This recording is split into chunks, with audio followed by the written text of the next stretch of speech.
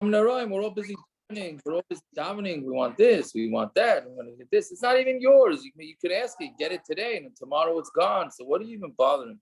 Okay, whatever. That's my that's my negative view on the. I got a lot of flack over Yom Tov from my mother's That's house. not. That, I hope that's not your Shabbos Shuvah, Joshua. Sort of like the Shabbos Shuvah, Josh. Yeah. Not getting all petty. Like you said this at the table on Rosh Hashanah, and everybody gave you flack. I said no. I was talking about all the Gemaras. About the Gemaras that say if good things happen to you, that means you're a bad guy, right? So we don't even know what to ask for. Because if you ask for everything and you get it, it could very well be you're a Russian. You're gonna go Yischar on this world, right? It's like that old mother-in-law joke. The guy finds a lamp and rubs the lamp, and the genie comes out and he says, I'll grant you whatever you want, but whatever you wish for, your mother-in-law gets double. So the guy thinks for a second. He goes, "Okay, beat me half to death." There you go. All right, that muscle rather. Yeah.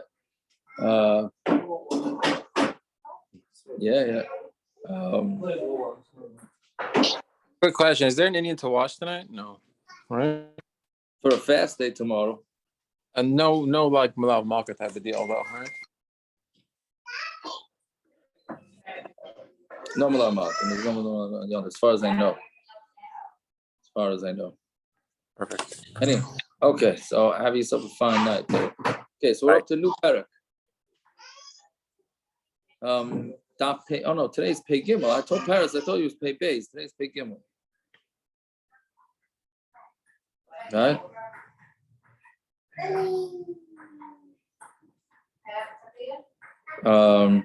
Yeah, so right, Pei Gimel, is that what we're up to, right? Pei Gimel, today's Daf?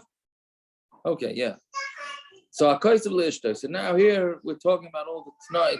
A guy can make a tonight with his wife of what he wants to take, what he doesn't want to take.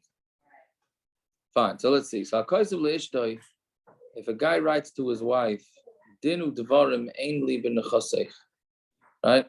I'm not going to have any din or dvarim, meaning he says I'm not going to hack you about your things that you bring into the marriage.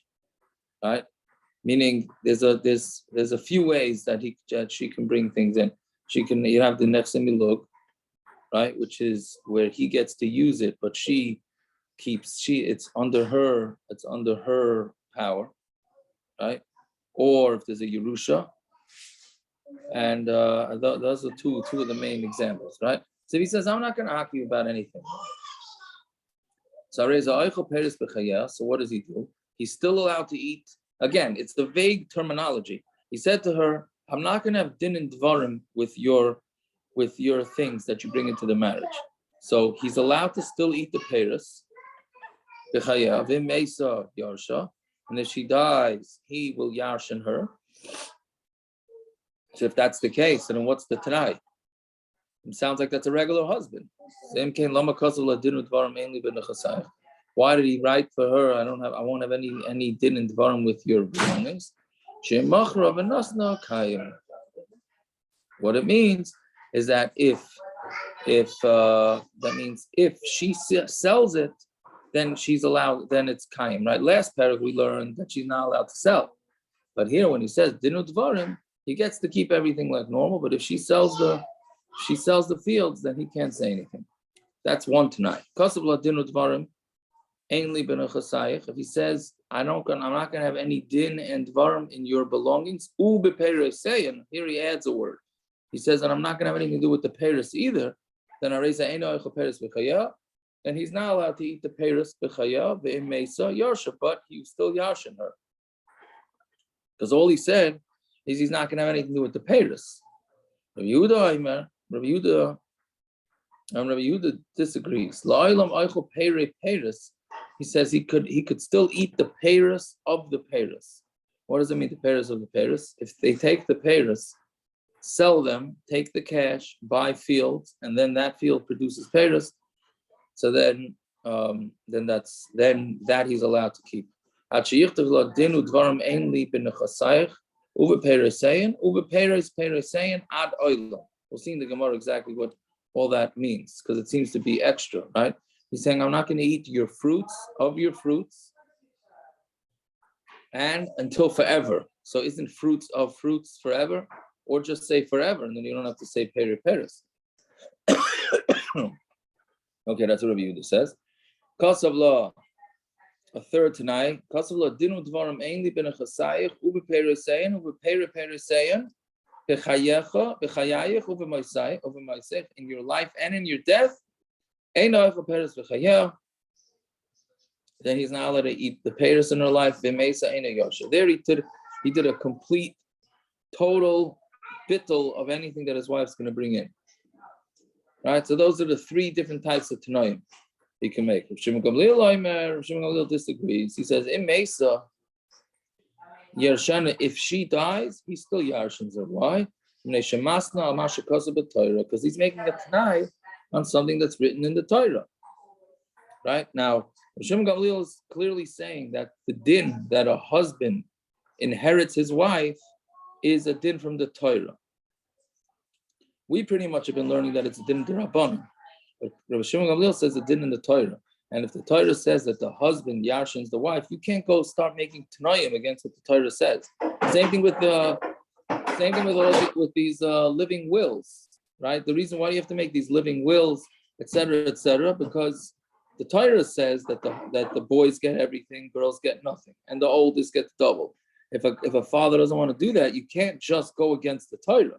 If you don't you got to make a will that makes it that right before death, the father gives away everything, right? Like that. That's a workaround. That's a workaround from this din. But you can't just go without writing a will and just go against what the Torah says. So that's what Shimon Gamliel is saying, right?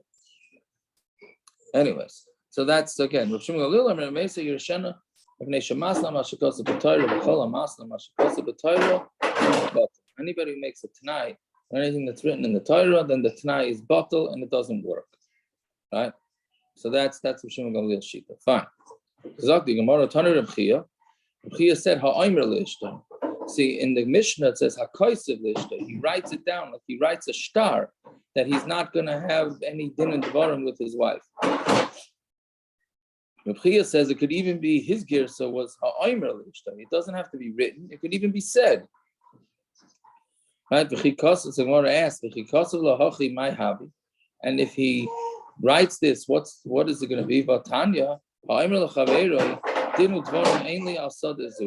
If somebody says to his friend, not meaning his partner, I'm not going to have any tainas on this field, and they both own a field, and the one partner says to the other one, I'm not going to hockey with this, right?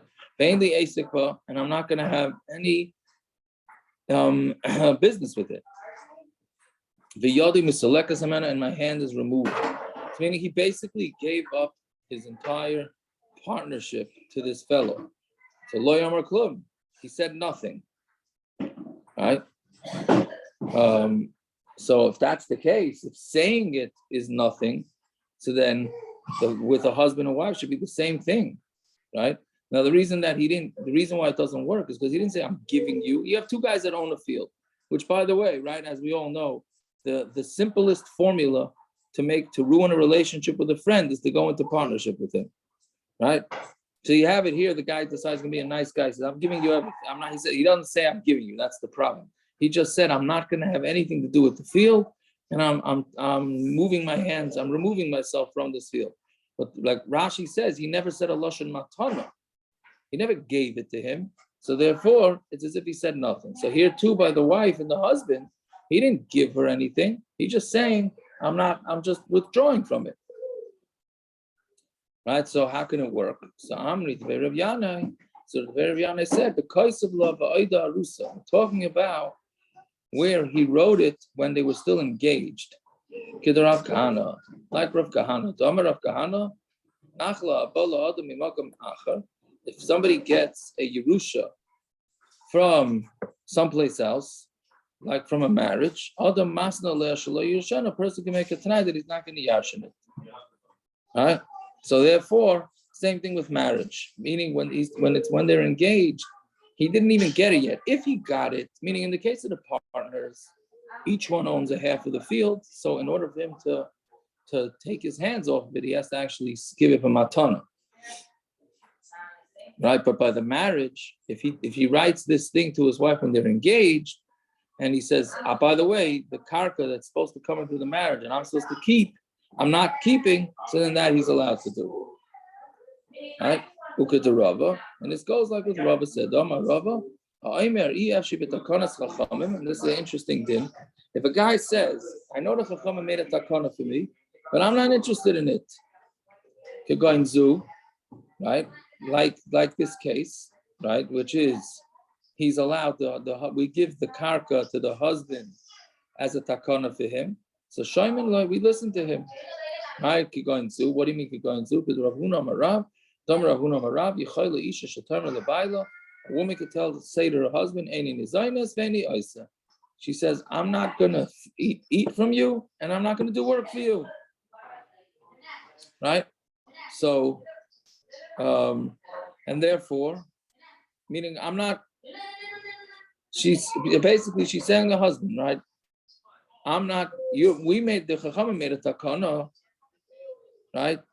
That the wife, the husband gets to keep the wife's earnings like this. He'll feed her, right? So, but the woman could say, I'm not interested in this, right? So Mamela, the husband can also say, I know I'm supposed to be able to keep the fruit from her lands that she brings into the marriage, which we had said the reason that he's allowed to eat the fruit is because he'll bail her out if she ever goes into jail. But he could say, I'm just not interested in it. So Gemara says, okay, so then why are we saying that it only has to be done when they're engaged? Why can't he make this tonight when they're married too? So once they're married, then his hand is like her hand, right? And it's like a partnership. And like we said, when there's a partnership, you have to actually give it as a matana. And Rava Amar Yoda Adifa Miyoda. His hand is actually better than her hand. Meaning, if the Rava is saying, Abai is saying that they're equal partners in the land. Rava is saying, no, he has an upper hand in it. Right? Could she sell it? Not after marriage, no.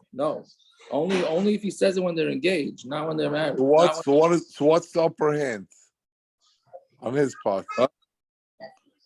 What's the upper hand? It's as opposed to equal hand. Yeah. That's going to be the next line of the Gemara. That's going to be the next line. A regular marriage, it makes no difference because they're both partners, right? The Gemara says, Nafkamino, what's the difference between upper hand and equal hand? The Nafkamina is the Shemeres Yavam, right? For the case of Shemeres Yavam, right? Meaning, we had this a few blot ago, where we had a Machlokes. What happens when you have Nichse Milug of a Yavama, and she died, meaning her husband died, she had fields, now she's waiting to get Yibum from her brother-in-law, and then she dies. So which how do you call it? Whose relatives yarshin it? Right? Yeah, so that's Mamela, so that's a Machlokes b'Shama b'Hillel. So the question is, who has it? So there's a Machlokes it's all in this long Rashi here. There's a Machlokes, Rav and Abaya, how to understand the Machlokes b'Shama b'Hillel. Right? And that's what it's going to be Tullian. So Rava holds the Machlokes between B'Shama and b'Hillel is only on karka, only on land that she yarshined when she was waiting for Yibum, which means that her husband never had it. But her first husband. But if it's karka that was for her first husband, then it has a different din. Whatever it is, it's a whole complicated thing. But that it's only nafkamina for Shemeres Yavam, how Rav and Abai understand the Machlokes b'Sham v'Hillel. In practical, the point of the Gemara is that once they're married, they're looked at like partners, and he can't just say, I'm out. He has to actually give it to her back to matana. Otherwise, it doesn't work. Yeah. Fine. So then, okay, so that's again, what the Gemara is coming out here is that this only works when they're engaged, not when they're married. Yeah, fine. So now the Gemara says, they asked the Shaila, Mahu. What happens again with this going back on the case of the Gemara, not on the Mishnah, of where the partners, one guy gives up and says, I'm not going to have anything to do with this field anymore. So what happens if he was kind of it, right? Meaning, how did he do the kinyan? He did a kinyan chalipin, like again, what we do with mechiras chametz. He gives the handkerchief, and the other guy gives him back. I mean, he didn't do an actual kinyan, but they made a maisa. So does that maisa work or not? So Amar Rav Yosef, midinu dvarim kanu miyada, right? He was doing this kinyan from din and dvarim, right? And meaning, and therefore it's nothing, because there was no the maisa, there was no actual kinyan here. Yeah, there was no. He's just saying din and dvarim, which we said doesn't work because there was no matana. No, when he was doing this kinyan, it was in the actual karka. Right? Fine. So Omar Abai. We're good? Yes, Omar Abai. Rav Yosef. Rav Yosef makes more sense that it doesn't work on Tomei Beis now. Why? But I'm sorry, but it doesn't work. But where he says ha'ara, literally means from the word ha'ara. When the friend comes and then the other partner says, no, you can't take it. Right? Meaning when the guy says, hey, you said dinner dvarim, I'm not having anything to do with the land. So the other partner says, okay, I'm taking over the land. So if the guy immediately says, no, I didn't mean I'm giving you the land. I just meant I'm not going to fight with you over anything. But I'm not giving you my portion of the property. So then it makes sense. But major irony. Oh, it's a major irony. His din dvarim was meant not to fight and ended up with him fighting. Correct. Well, that's right. That's what we're saying. These things lead to fights, right? Yeah, our ba'imid, right? But if he stood there, meaning so now, but let's say the partner goes and starts taking over the field, and then the guy that made the Tanai is standing there and he doesn't say anything. Rashi says he stands there for a day or two, right? Then that must mean that he meant to give it up. So it's really going to be dependent on what happens to this guy afterwards. So Rabaya, we paskin that gufa shel karka is kanami other. When you said that the halacha is like that, that's when the guy complains and says, I didn't mean to give you the field, I just meant that I'm not going to fight with you. Or is if he stood by and he didn't say anything. Someone says, L'may nafkamina, you could do Rav Yosef. The difference is for Rav Yosef, right? So he says, Amalei, lo shmi'ali, I didn't hear it, meaning I don't know. That's what it sounds like. He says, no, I don't hold to the difference, right? And since I don't hold to the difference, then we're just going to say that if they made a kinyan, then there's a kinyan, and that's it. It's a kinyan, and the guy gave up the field totally. In the stage of the Gemara where Ba'ir and Ba'imid make a difference, can I assume that it makes a difference what kinyan the guy tried? I mean, if the guy did a kinyan kasef, I don't know. he has no leg to stand on. He gave the guy money. That's a kinyan. Period. Right. I'm guessing we're talking about a kinyan chazaka. Yeah, I'm not sure.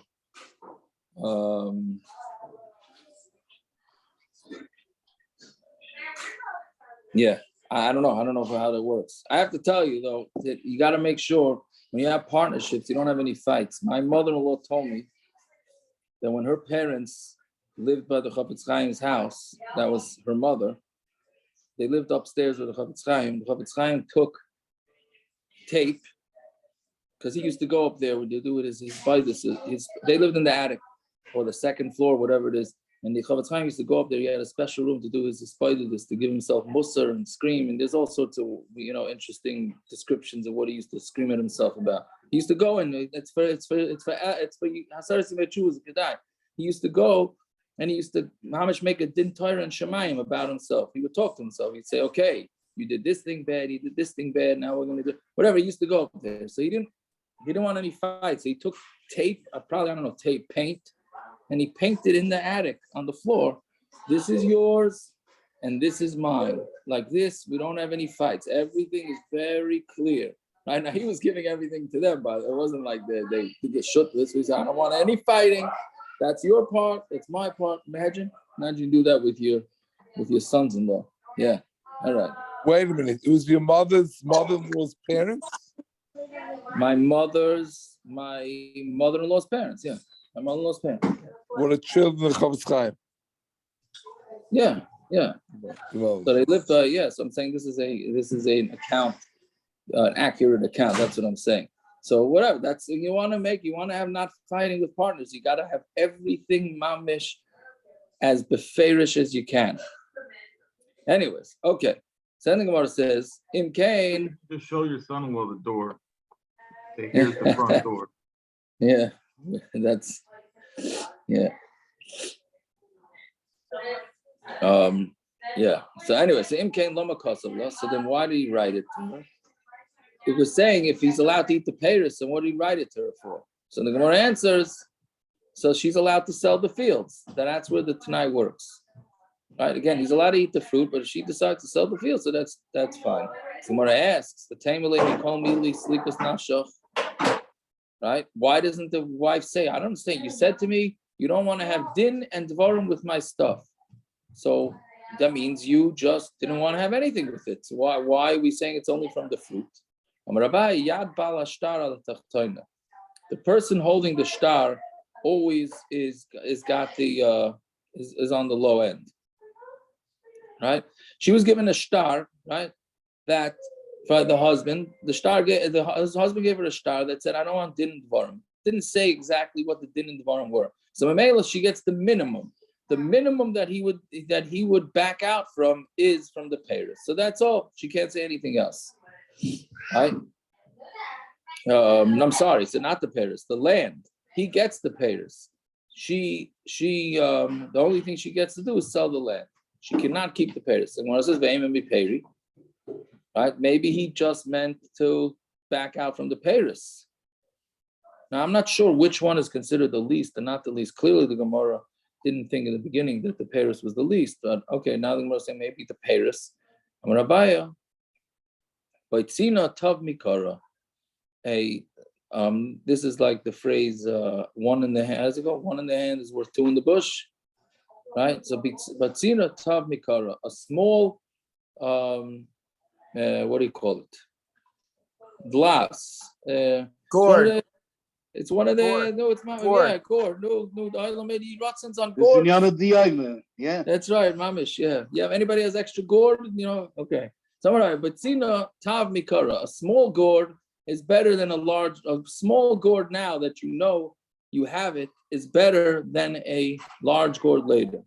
They're not worth as much you don't now have- as they were 2 days ago. That's for sure. Yeah, I'm gonna sell on it tomorrow. Clearance? If we have left over, I don't even know. Yeah. You should buy it and freeze it for next year.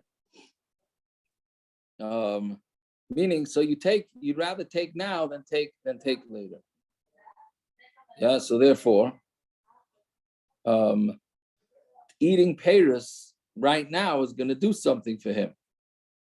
Yeah, blocking her from selling is coming at a much later time. So we're saying that when he said didn't dvarim, that was for down the road. Right now he wants to have the peiros. So it says maybe ve'imim Yerusha, or maybe he says, okay, I'm not gonna yarshin it. If she dies, I'm not gonna yarshin it. Rabaya misa shchicha, death is common. It's also good for Sersing Mechuva. Mechira loy shchicha. Mechira is not common. Right? Because now Rashi says that the reason why it's not common for a woman to sell her fields because she got this from her father, and her father, it's sentimental value. So it's not so common for women to sell the fields, but it is common for women to die. right?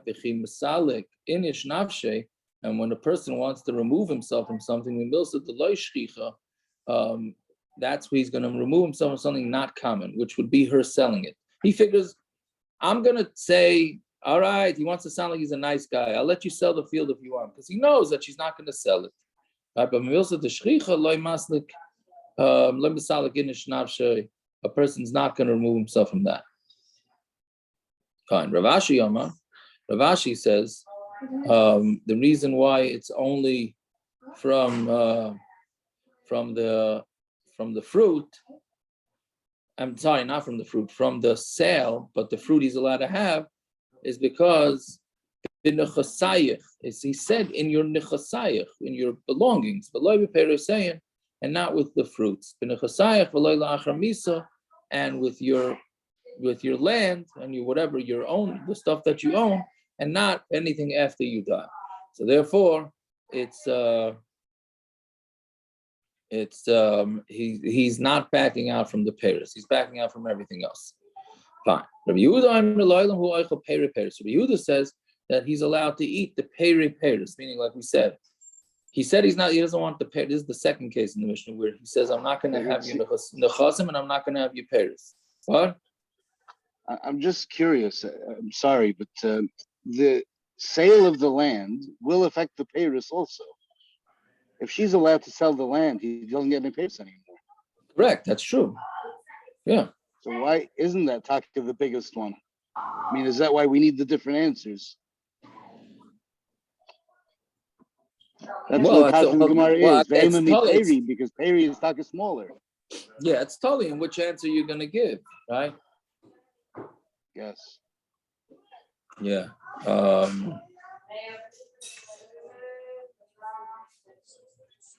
Yeah, but anyways, okay. So yeah, but I think that's the difference in the terutzim. I can't say I understand this whole thing so clear. Rosh Hashanah is not the most opportune time to be clear in sugyas that are hard to begin with. Not that I'm blaming Rosh Hashanah, chas v'shalom, but yeah. Well, it doesn't help that you're down to the Yom. For some of us, we have a lot of extra time. That's true. That doesn't help. Yes, that doesn't help either.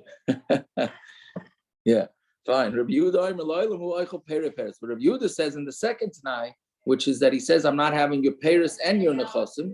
So he says, peiros you're allowed to have. Again, peiros is pshat that she takes the peiros, or he takes the peiros, sells it, they buy a field, and now that field makes peiros. So it's like a second generation of peiros. So derabanan, Elohein peiros, Elohein peiros. What's peiros and what's peiros?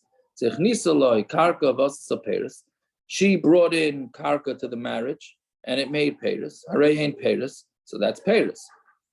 Mochar peiros. He sold the peiros. V'lokach man karka, and then he bought land with that. V'asa peiros, and then that land grows fruit. Harehein peiros. That is peiros. Fine. So Ibayilhu. So now we're going to go through a whole list of shilas here. What's about peiros? So Ibayilhu. Rabbi Yehuda peiros dafka. Is it peiros dafka? Hayduma ad olam dafka. Meaning, does he mean only the second? Let's call it the second generation fruit. Right? Is that what he means? And meaning it's keeps going down the line. Yeah, meaning when he said peiros, he doesn't want peiros, so that's just the peiros, but peiros fine. Adoma ad olam dafka, or because the next line that he said was peiros ad olam, right, which is forever, which means that he's never going to have any benefit from anything that comes out from these peiros, right? Adoma tarvayo dafka, or it means both of them, meaning he has to say, in order to aser it forever, he has to say peiros ad olam. Meaning if he only says one or the other, so then it doesn't mean it's forever or not. Fine. So if you're going to say that it means dafka, and you don't really have to say ad olam, so ad olam lamalis, and then what do I need ad olam for? Or kamash malon, given the cause of la peiros, since he wrote peiros, command the cause of la ad olam dami. It's as if he said ad olam. And if you say ad olam is dafka, peiros lamali, then why do you need? Meaning, basically, he's asking, why do you need two lashonis, peiros and ad olam? Must be Hakamash Malon. Avagav the Kasav La Peri Peris, even though he wrote to her, I'm not benefiting from the fruits of the fruits. He Kasav Ad Oilam in only if he says Ad Oilam, then he's going to make it also to get Hana from any of the Peris until forever. And Eloi. And if he didn't say Ad Oilam, then it's just the first Peris, and that's it. And if you're going to say that you need both of them, Tarti Lamali, so then why do you need to say both? So when it says Tzricha, no, you do need both. Because of la Peri Peris, because of la Ad Oilam. If he would have said Peri Peris and he wouldn't have said forever, Havamina Peri Peris Hudaloyachel, maybe only the second level fruits, the Peris of the Peris, Avo Peri the Peri, Avo Peri the Peri Peris, but the third level, Peris of the Peris of the Peris, like third level, Achel. He'd be able to. It's Ad Oilam, so that's why you need to say the word Ad Oilam. Because of Ad Oilam, and everyone would say forever, because of La Peri Peris, and what La Peri Peris Havamina, Loilam Peris guy, it would really going on Peris.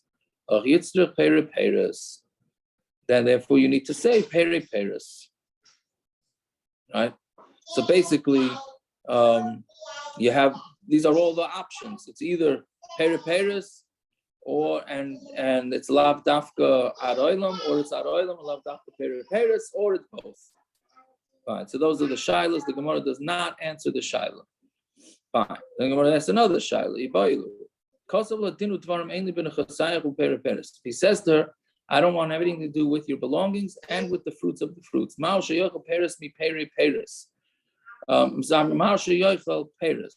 What about just eating peris? Meaning again, he said, I don't want your belongings and I don't want the fruits of the fruits. So do we say that he removed himself from the fruits of the fruits, but the first level fruits he didn't? Or does it mean that he backed out of everything? So Gemara says, it must be that he's backing out from everything. Because if he says he's only backing out from fruits of fruits, but from fruits he's not. Once he eats the peris, where is he getting fruits of fruits from? Right? Meaning, if you're saying that he's eating the peris, so how do you go sell peris? If he's eating peris, so how do you go sell the peris? You can't. He just ate it. So Gemara asks or answers, he can always eat peris. Given the since he already ate the fruit, peris mehecha. Where did he get peris from? Ella b'deshaira. Must be talking about where he left over some fruit. So chanami b'deshaira. So too here it's talking about where, just like in the other case in the Mishna, has to be talking about where he left over fruit, meaning he ate most of it.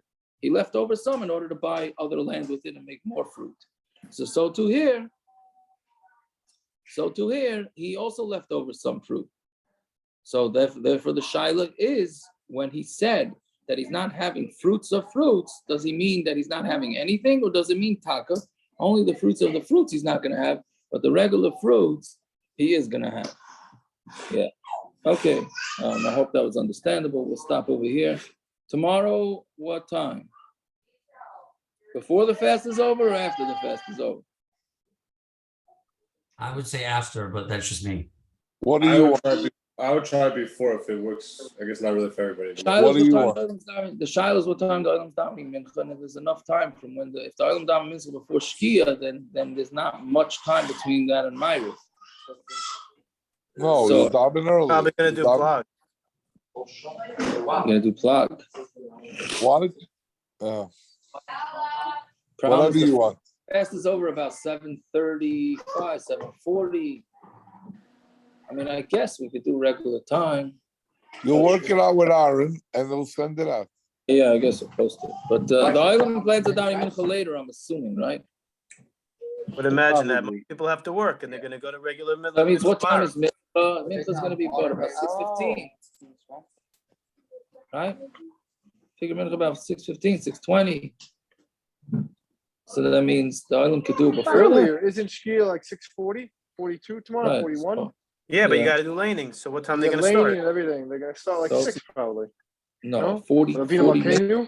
minutes, 45 minutes till Shkia. I don't Oh, know. with the Vino Volcano and everything, a half an hour. Okay, I guess a half an hour, 6:10. Yeah, so 6:10. I mean, 5:30 is probably too early for them to do this out. I'm assuming. For most, yeah, probably. All right, my stomach will do it around 8:30, 8:45. Pashtus, that's what it is. Question for you. What's your holding of the Norelco one blade? I don't have holding anything.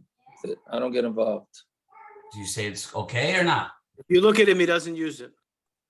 I No, do he use just it. I stole do my use it. line. There's I a tried lot to of get things I off ask mute. him that he doesn't I do. tried to get off mute and say they're doing a fine job on him. I'll just tell you like this. I'm sure people have asked you. Are you kidding? Usually I send them straight to Star K, who used to say it's good, and now they say not good. Really?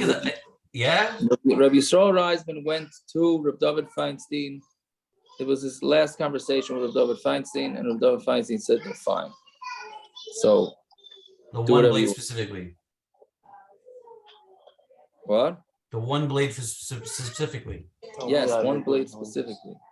Landau, I'm a little embarrassed to ask, but what exactly do you need it for? My beard. Top of My his head. No, I'm sure you're gonna get a lot of phone calls. Dan's Deals posted a good deal for it. Oh, is that yeah? Okay. And then I bought it, and then I'm like, oh wait, I should have maybe asked. But you're saying it's fine. He didn't say that, Landau. Yes, he did. He cited an opinion that said it's He fine. cited an opinion and said it's fine, but that's who he directs people to. Am I No, saying the anything first one was incorrect on says that Matzah it's not Rosh fine. He directed people to Star K, who says it's not fine. And then he gave you another opinion that said it's fine. He's staying out of it. Correct. Okay, should I keep it or should I get rid of it? I have no problem either way. Naftali, I have an idea. Ask in private, not in public. You're not gonna get any better. I'm not gonna answer. I don't answer. Still answer. recording. No, I'm saying is it better not to use it? It's better to have a beard. Yes, it's better to have a Oh beard. my god. Ridiculous. Try to do the right thing, and like I'm having a hard time. Don't use it if you try to do the right thing. So just don't use it. Right. All right. Sell it on to someone else. No, return it. Okay, so return it.